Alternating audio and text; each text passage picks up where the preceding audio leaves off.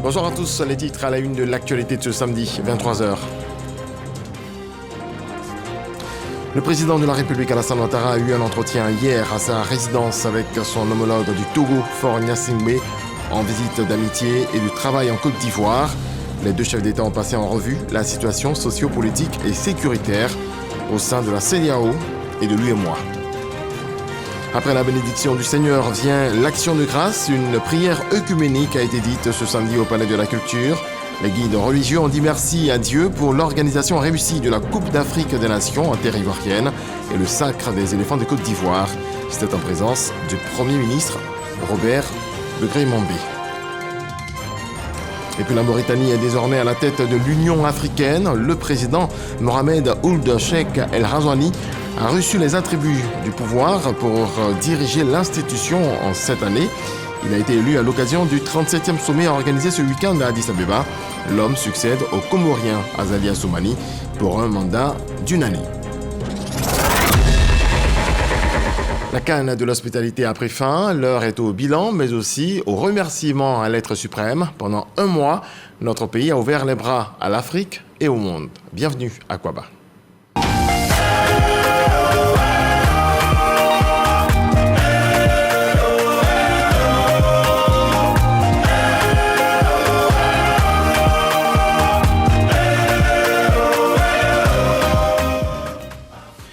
Avant d'ouvrir le chapitre Cannes, voyons l'agenda du président de la République. Alassane Ouattara a eu un entretien hier à sa résidence avec son homologue du Togo, Faure Gnassingbé, en visite d'amitié et de travail en Côte d'Ivoire. Les deux chefs d'État ont passé en revue la situation sociopolitique et sécuritaire au sein de la CEDEAO et de l'UEMOA. On voit cela avec Viviane Aïma.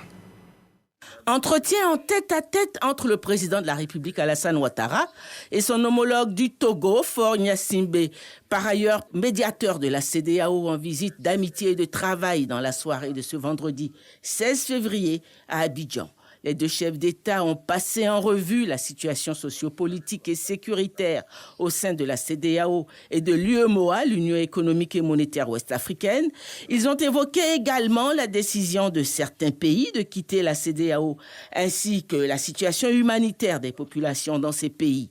Comme vous l'avez constaté, nous avons passé beaucoup de temps, 2 heures de temps ensemble. Nous avons passé en revue les difficultés, les préoccupations que nous avons au niveau de la sous-région, que ce soit au niveau de la CEDEAO comme de l'UEMOA. Et le président Faure a été désigné comme le facilitateur, le médiateur par la CEDEAO pour nous aider à trouver une solution avec le Niger. L'Afrique de l'Ouest est un bloc où les choses se sont bien passées jusqu'à très récemment et nous devons tout faire pour que cela continue. Merci, Monsieur le Président et chers frères. Je voudrais d'abord te remercier pour l'invitation que tu m'as adressée et surtout pour l'accueil et l'hospitalité que tu as bien voulu me réserver. Ça a été une discussion difficile parce que les problèmes le sont. Notre région, je crois, n'a jamais connu de telles épreuves. Le problème du terrorisme qui nous affecte tous, parce que nous disons toujours que quand un pays est affecté, l'ensemble de la communauté est affecté. Et un problème qui dure. Nous avons des États, un pays qui est sous sanction, d'autres qui sont suspendus et qui font encore face à des difficultés qu'ils connaissaient déjà.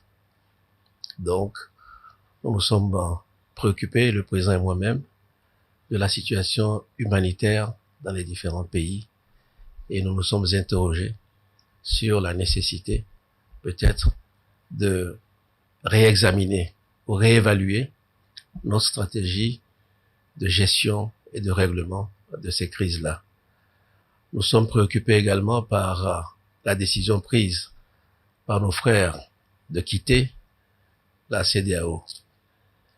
Et nous croyons qu'un dialogue est toujours possible. nous ne devons pas arrêter de parler tant que nous n'avons pas trouvé la solution. Avec ce que nous vivons, il y a les sommets, mais entre les sommets, il est important que nous puissions avoir de tels échanges pour nous tenir au courant de l'évolution des choses, pour que les problèmes ne soient pas comme gelés entre deux sommets, mais que nous continuons de nous préoccuper, nous continuons de rechercher inlassablement la solution. J'ai senti le président très soucieux du sort des populations au Niger notamment. Naturellement, nous pensons aussi au président Bazoum. Nous avons parlé de cela. Mais ce n'est pas ces deux situations qui sont tristes, l'un qui est en otage et d'autres populations qui souffrent, ne règlent pas le problème. Quel sens ont les sanctions que nous prenons? Comment faire pour dépasser cela? Parce que le statu quo, l'immobilisme que nous connaissons aujourd'hui n'est plus possible. Nous n'avons pas forcément trouvé une solution et nous n'appartient pas seulement au président Alassane et moi-même. C'est une solution qui doit être trouvée au sein de l'organisation. Donc, les réflexions que nous avons eues aujourd'hui, les discussions qui nous ont occupés aujourd'hui, certainement que d'autres chefs d'État aussi les ont, et nous avons bon espoir. Nous avons bon espoir que nous finirons par trouver une solution à la satisfaction de tout le monde. Au terme de l'entretien, le chef de l'État du Togo a regagné son pays. Parlons de cette autre organisation continentale, je le disais à l'instant, en bref, en image, la Mauritanie est désormais à la tête de l'Union africaine. Le président Mohamed Ould Cheikh El Ghazouani a reçu les attributs du pouvoir pour diriger l'institution cette année. Il a été élu à l'occasion du 37e sommet organisé ce week-end à Addis Abeba. L'homme succède au Comorien Azali Assoumani pour un mandat d'une année. La présidence de cette organisation étant tournante, elle est donc revenue à l'Afrique du Nord. À cette rencontre, le vice-président de la République, Timoko Mélié Koné, représentait le chef de l'État, Alassane Ouattara. Depuis le 15 février dernier, la présidente du Sénat de Côte d'Ivoire, Kandia Camara, prend part à la conférence parlementaire sur la coopération sud-sud qui se tient au Maroc. Dans le cadre de cette conférence, elle a participé à une réunion des femmes parlementaires de l'association des Sénats, Choura et Conseil équivalent d'Afrique et du monde arabe. Herman Guivé. Présente à Rabat au Maroc dans le cadre de la conférence parlementaire sur la coopération sud-sud, Kandia Camara, la présidente du Sénat ivoirien, prend part à une réunion des femmes parlementaires de l'association des Sénats, Choura et Conseil équivalent d'Afrique et du monde arabe. Kandia Camara plaide pour une plus grande implication des politiques en faveur de l'émancipation des femmes, invitant les femmes à s'approprier le jeu politique. La seule chose que je voudrais qu'on prenne en compte, c'est l'éducation et la formation des jeunes filles, des petites filles qui deviendront demain des sénatrices. Le peu de femmes dans notre sphère politique, c'est aussi dû au niveau d'instruction des femmes. Il faudrait que dans nos États, dans nos différents pays, que les femmes constituent un lobby, un caucus pour agir au niveau des dirigeants. Une bonne campagne auprès des dirigeants pour que les préoccupations des femmes soient prises en compte. L'exemple de la Côte d'Ivoire, beaucoup de femmes aujourd'hui sont à des postes de responsabilité. Tout cela est dû au leadership du président de la République. Je voudrais demander aux femmes de s'impliquer dans les campagnes électorales pour pouvoir choisir les personnes à même de faire la promotion des femmes. Les travaux de la conférence parlementaire sur la coopération sud-sud se sont achevés par une cérémonie de clôture. Dans la déclaration finale, les parlementaires venus du monde entier ont salué et félicité l'initiative portée par Sa Majesté le roi Mohamed VI du Maroc, visant à renforcer l'accès du Sahel à l'océan Atlantique. Ils ont souligné l'urgence de combler l'énorme déficit en infrastructures et investissements dans la région atlantique africaine.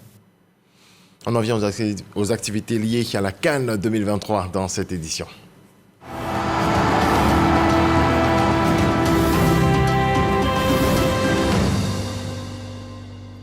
Après la bénédiction du Seigneur vient l'action de grâce. Une prière œcuménique a été dite ce samedi au Palais de la Culture.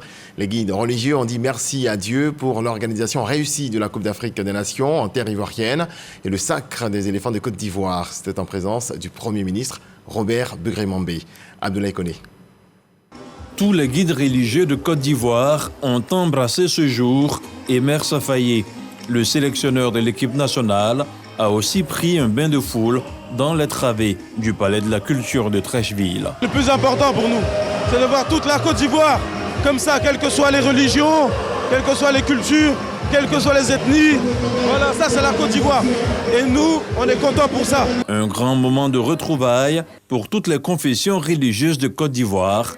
Toutes avaient demandé la protection de Dieu sur notre pays durant la CAN. Elles avaient aussi demandé la victoire finale pour les éléphants.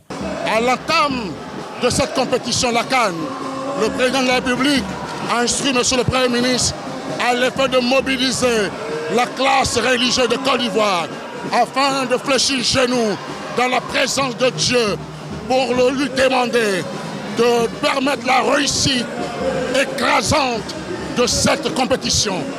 Compétition réussie avec le sac des Ivoiriens. Et il plaise au président de la République de revenir là où les choses ont commencé avec Dieu. C'est merveilleux. Un moment de prière, de louange, mais aussi de psalmodie. Allahumma salli ala Sayyidina Muhammadin wa ala ali Sayyidina Muhammadin wa sallim. Allahumma rabbana atina fid dunya hasana wa fil akhirati hasana. Seigneur notre Dieu, nous t'en prions. Fais-nous aller de victoire en victoire. Victoire sportive, mais aussi victoire économique, victoire spirituelle, victoire culturelle. Bénis ce peuple, Seigneur. Ô Dieu, comme la vie continue, Seigneur, nous aurons besoin de cette grâce qui jalonne jour après jour le cheminement de ce peuple, le peuple de Côte d'Ivoire. Un grand moment de témoignage et de reconnaissance à Dieu. Chaque fois que les fils et les filles d'un pays se donnent la main pour un objectif commun, rien ne peut les empêcher d'y parvenir avec l'assistance du Tout-Puissant.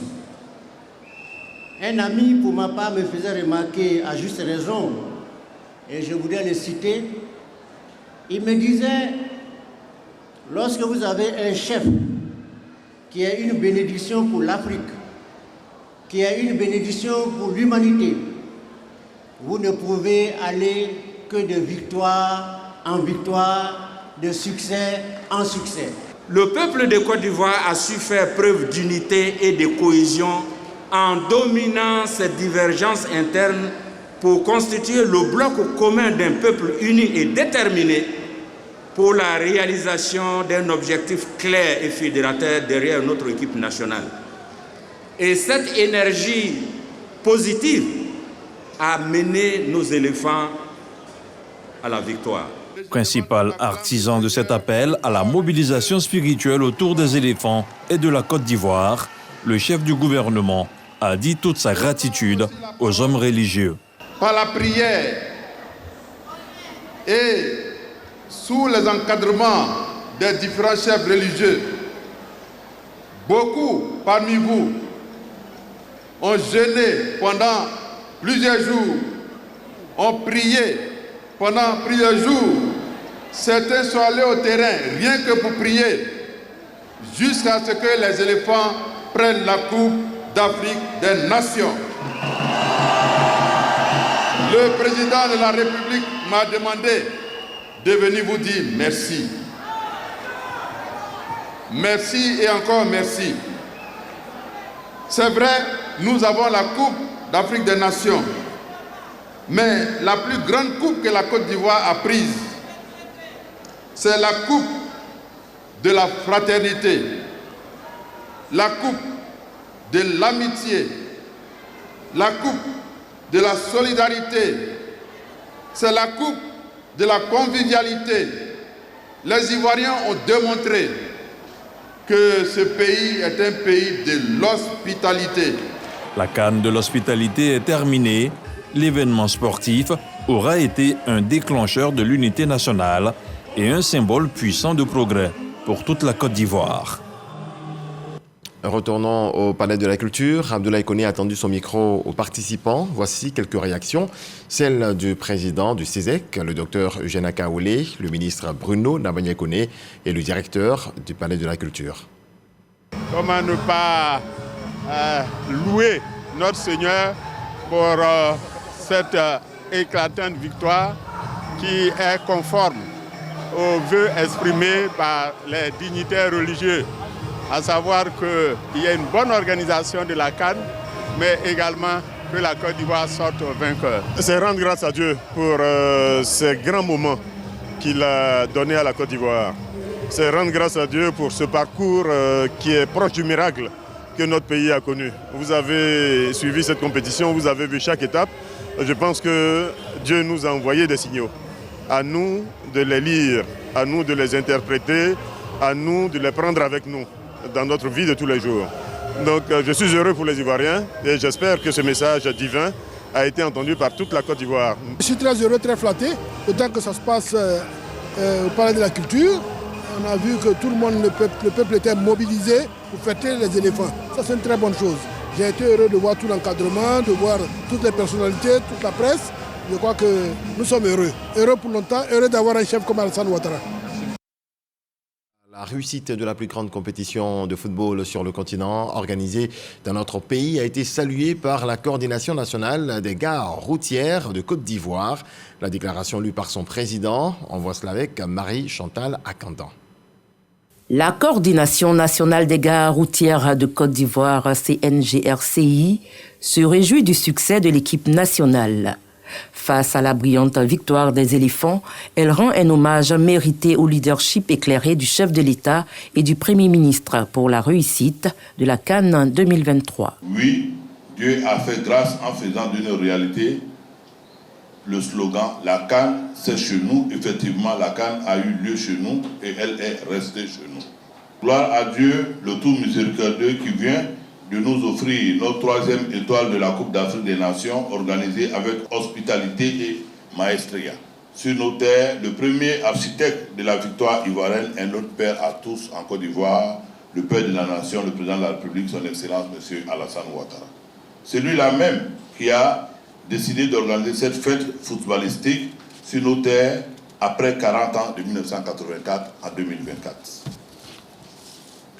À ces remerciements, nous associons son Excellence, Monsieur le Premier ministre, chef du gouvernement, Monsieur Begré Mambé, Excellence. Sous l'impulsion du Premier ministre Robert Begré Mambé, la coordination nationale des gares routières de Côte d'Ivoire a su apporter sa modeste contribution dans l'organisation de la CAN 2023.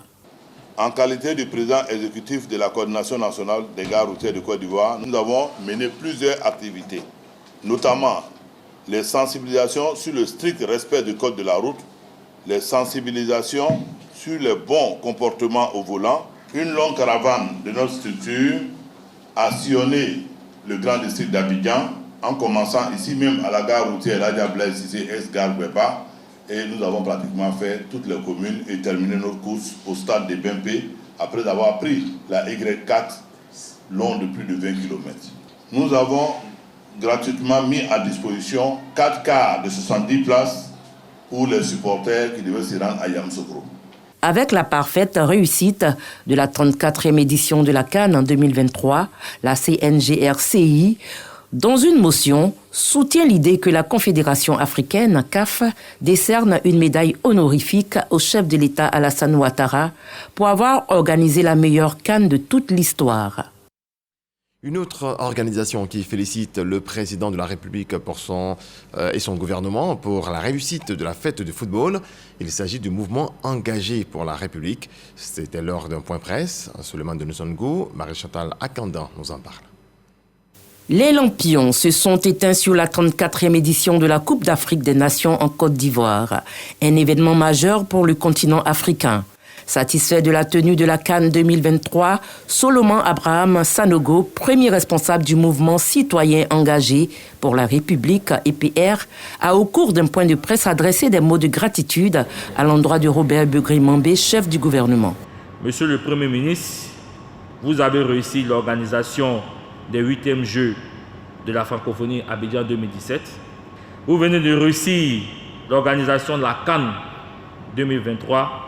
Et comme l'a dit le chef de l'État, jamais 203.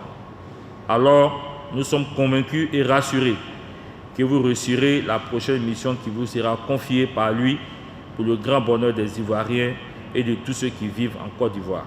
Traduisant toute sa gratitude au chef de l'État et au vice-président de la République, le président du mouvement EPR salue l'hospitalité du peuple ivoirien tout au long de cette compétition, dont la finale a été diffusée dans 173 pays sur la planète. Nous saluons particulièrement le peuple ivoirien pour sa grande mobilisation et qui a su réserver un accueil chaleureux à nos visiteurs, traduisant ainsi dans les faits et dans les actes nos slogans, la CAN de l'hospitalité voulue par le chef de l'État et soutenu notre équipe nationale jusqu'au bout. Le peuple ivoirien a ainsi fait preuve de patriotisme, de cohésion, de solidarité et d'amour pour la nation. La Coupe d'Afrique des Nations CAN en 2023, qui s'est déroulée en Côte d'Ivoire du 13 janvier au 11 février dernier, fut un événement sportif majeur qui a eu un impact économique significatif sur le pays. Autre volet de l'actualité à présent, le ministre d'État, ministre de l'Agriculture, Kobena Kwasi Adjoumani, a lancé la campagne Résicole 2024 à Sakassou, dans le Gbeke, une activité qui coïncide avec la remise de semences et d'engrais dans le cadre du programme de production alimentaire d'urgence en Côte d'Ivoire. Kader Sogodogo. Sakassou, Kobena Kwasi Adjoumani, le patron de l'agriculture en Côte d'Ivoire, est accueilli dans une liesse populaire. Il y est les bras chargés de présents. La Côte d'Ivoire sonne l'heure du combat pour gagner le pari de l'autosuffisance en riz. Le programme de production alimentaire d'urgence de PAUC, qui dépose ses valises à Sakassou, permet à 4367 riziculteurs de la région de Gbeke de bénéficier gratuitement de 122 tonnes de semences de riz et de 1480 tonnes d'engrais. La joie des autorités locales n'a pas tardé. Le Conseil régional de Gbeke partage et soutient fermement votre volonté de redynamisation et de modernisation du secteur agricole et se tient à votre disposition pour faire de notre région un pôle d'excellence en matière de production vivrière, convaincu que cette filière est pourvoyeuse de nombreux emplois pour notre jeunesse et en plus d'assurer la sécurité alimentaire. Je salue donc la clairvoyance et le dynamisme du gouvernement ivoirien pour la mise en œuvre de ce programme qui a pour objectif de garantir une continuité dans la production et l'approvisionnement de ces produits qui sont essentiels à notre dynamisme économique. Les riziculteurs ne sont pas en reste. Je suis très content de ce que le gouvernement vient de faire. Vraiment, si nous êtes comme ça, on peut travailler beaucoup. Pour le ministre d'État, Kobena Kwasi Adjoumani, le gouvernement ne ménagera aucun effort pour le bonheur du monde paysan. Il y va de l'intérêt de toute la population. Chers parents, le président de la République, son Excellence M. Alassane Ouattara, m'envoie auprès de vous les bras chargés pour amorcer la campagne Résicole au titre de l'année 2024. L'objectif affiché est la sécurité alimentaire et la réduction de la cherté de la vie à travers le renforcement des productions vivrières. C'est une opération qui va s'étendre jusqu'en mars 2024 sur toute l'étendue du territoire. Pour une première phase, tout le pays sera servi. 12 tricycles viennent accompagner les semences et l'engrais. Cette activité fait office également de lancement de la campagne Risicole 2024. Le ministre d'État, ministre de l'Agriculture, du Développement rural et de la production vivrière a annoncé une mission de la Banque africaine de développement à Sakassou. Objectif, participer efficacement à la relance de la production risicole. Ils sont de retour. 91 encadreurs ivoiriens reviennent de la Chine après une formation. Ces encadreurs pédagogiques ont renforcé leurs capacités dans leurs spécialités respectives. Ils ont été reçus par le ministre de l'Enseignement technique, de la formation professionnelle et de l'apprentissage, Kofi Nguessan. Jean-Marc Adjadji. 91 formateurs et encadreurs pédagogiques de retour de formation de Chine. Ils sont présentés par le ministre de l'Enseignement technique, de la formation professionnelle et de l'apprentissage, Kofi Nguessan. Ces derniers ont suivi une formation intensive de 4 mois dans le but de renforcer leurs capacités. Cette initiative du ministère de tutelle et du gouvernement chinois contribue à la modernisation du dispositif de formation professionnelle en Côte d'Ivoire. Nous avons observé l'environnement des écoles chinoises, échangé avec nos formateurs et avec des étudiants chinois. Malgré la barrière linguistique de ces observations et échanges, nous pouvons affirmer l'existence d'un environnement sain, propre et propice au travail. La Chine est un partenaire important de la Côte d'Ivoire et la coopération dans le domaine de la formation professionnelle constitue une partie importante de la coopération bilatérale. L'amélioration des performances de ces formateurs s'inscrit dans le cadre du projet AVIG, un programme qui vise la construction et l'équipement de 7 établissements de formation professionnelle à travers le pays. Je voudrais remercier les partenaires chinois pour la qualité du travail abattu.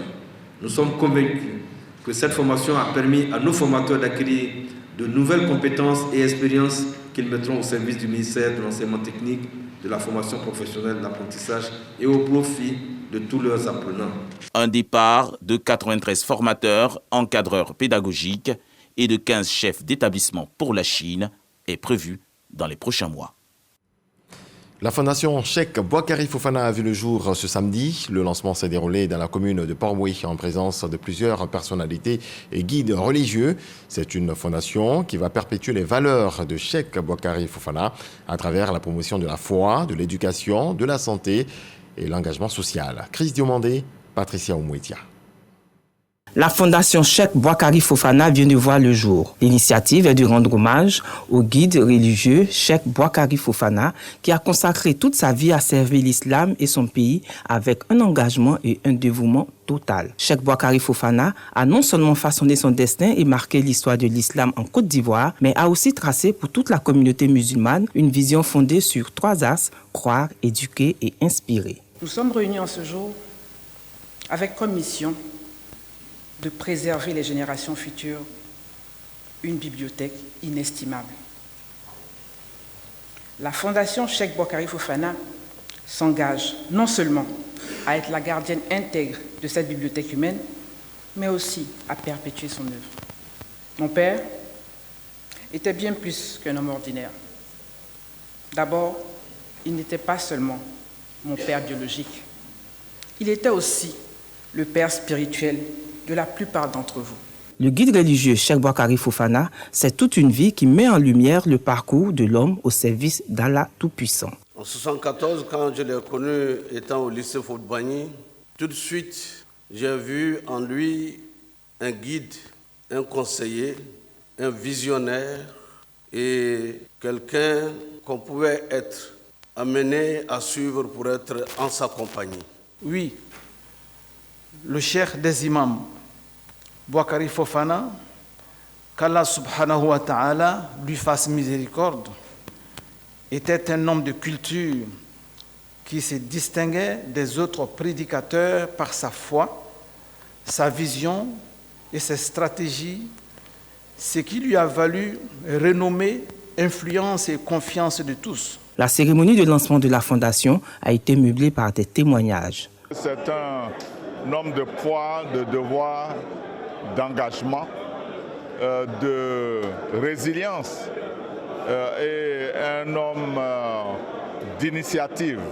Je suis convaincu que cette fondation va aider à transmettre ces valeurs-là pour le bonheur de la communauté musulmane. La communauté musulmane retiendra surtout de lui comme l'image d'un homme qui a beaucoup fait pour sa structuration, pour son organisation et faire en sorte donc que les valeurs de la foi pénètrent le cœur. Pour le président du Conseil supérieur des imams et des mosquées, Cheikh Boakari Fofana était un grand guide spirituel qui a contribué à l'unité des musulmans en Côte d'Ivoire. Nous avons suivi, Cheikh Boakari Fofana, nous avons suivi un grand guide spirituel. Pour preuve de cela, moi qui vous parle, je l'ai connu après avoir fait mes études supérieures. Et je savais lire le Coran, mais c'est Cheikh Boakari Fofana qui m'a montré Dieu. La fondation Cheikh Boakari Fofana, dont le siège est au Canada, a pour objectif de former les leaders, de promouvoir l'excellence et de favoriser l'engagement islamique des cadres d'entreprise. Cette fondation sera un organisme international de bienfaisance, indépendant et sans affiliation politique en vue de perpétuer les valeurs de ce guide religieux. Afin de soutenir la fondation Cheikh Boakari Fofana, un don d'une valeur de 5 millions de francs CFA a été offert par le président de la République, Alassane Ouattara. Dans le reste de l'actualité, en bref et en image, le chef du Hamas palestinien Ismaël Haniyeh a répété ce samedi 17 février 2024 que son mouvement exigeait un cessez-le-feu et un retrait israélien de la bande de Gaza dans le cadre des négociations en cours en vue d'une trêve. Ces négociations complexes, incluant de nouvelles libérations d'otages, se poursuivent par l'intermédiaire des pays médiateurs, à savoir l'Égypte, le Qatar et les États-Unis. Merci à vous tous de votre attention. C'est la fin de ce point de l'actualité. On se rappelle de la canne et du coup du marteau. Dieu nous garde. Bonsoir. C'est quoi? Et vous savez?